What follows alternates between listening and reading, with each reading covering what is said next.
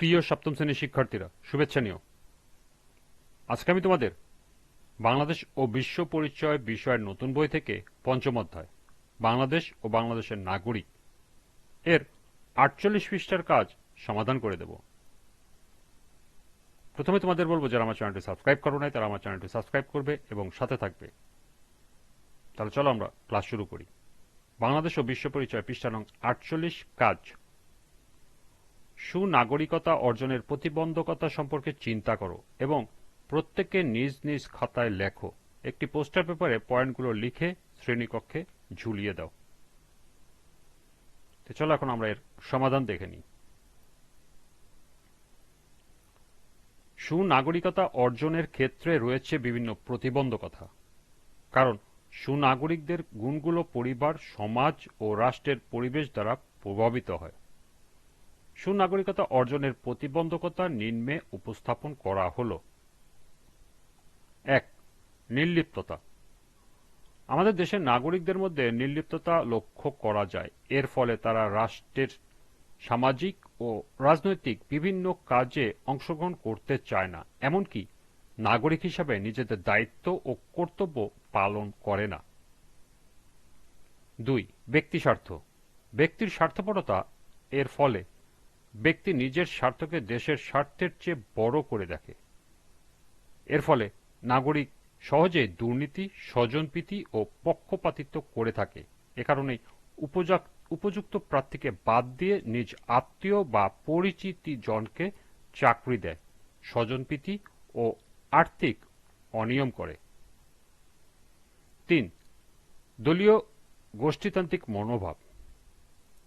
গণতন্ত্র আমাদেরকে ভিন্ন মতের প্রতি শ্রদ্ধাশীল হতে শেখায়, কিন্তু একই ব্যবস্থায় আবার নিজ গোষ্ঠীর প্রতি একরকম, বিরোধী লোকদের প্রতি অন্য রকম আচরণ করলে তা সুনাগরিক হওয়ার বাধা হয়ে দাঁড়ায়।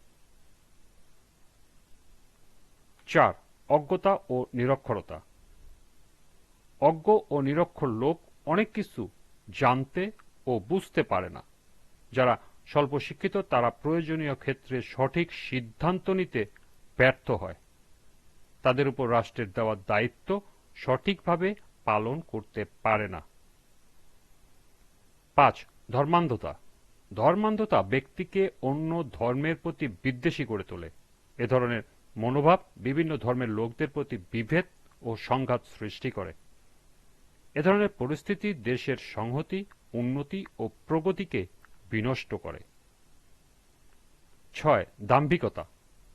দাম্ভিকতার ফলে ব্যক্তি নিজেকে অন্যের চেয়ে বড় করে দেখে, অন্যের মতামতকে গুরুত্ব দেয় না, নিজের মতামত অন্যের উপর চাপিয়ে দিতে চায়। ৭. সাম্প্রদায়িকতা। একটি সংখ্যাগরিষ্ঠ ধর্মের আধিপত্য থেকে সাম্প্রদায়িকতার মনোভাব তৈরি হয়, ফলে দেশের বিভিন্ন সম্প্রদায়ের মধ্যে বিভেদ ও অশান্তি বিরাজ করে।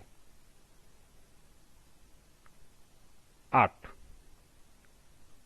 অর্থনৈতিক অনগ্রসরতা।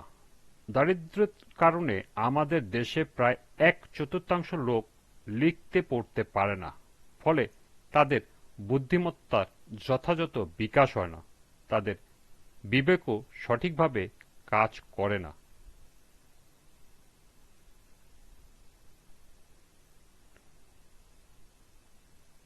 এরপর কাজের দ্বিতীয় অংশের সমাধান। সুনাগরিকতা অর্জনের প্রতিবন্ধকতা সমূহ একটি পোস্টার পেপারে উপস্থাপন করা হলো। লক্ষ্য করো, এখানে আমি একটি পোস্টার পেপারের নমুনা ডিজাইন তোমাদেরকে দেখালাম।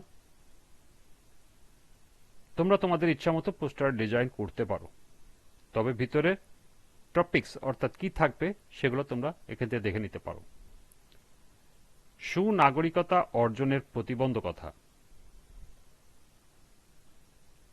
অর্থাৎ সুনাগরিকের ক্ষেত্রে কি কি প্রতিবন্ধকতা কাজ করে, কি কি বাধা কাজ করে, তার মূল পয়েন্টগুলো এখানে তোমাদের উল্লেখ করতে হবে। এনে দিয়েছি আমি: ১. নির্লিপ্ততা। ২. ব্যক্তিস্বার্থ। এরপর আছে দলীয় গোষ্ঠীতান্ত্রিক মনোভাব। এরপরে অজ্ঞতা ও নিরক্ষরতা, ধর্মান্ধতা। এরপর আছে দাম্ভিকতা, তারপর আছে সাম্প্রদায়িকতা এবং সর্বশেষ আছে অর্থনৈতিক অনগ্রসরতা।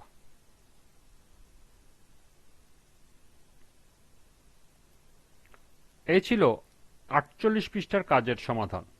আজকের ক্লাসটি এ পর্যন্তই।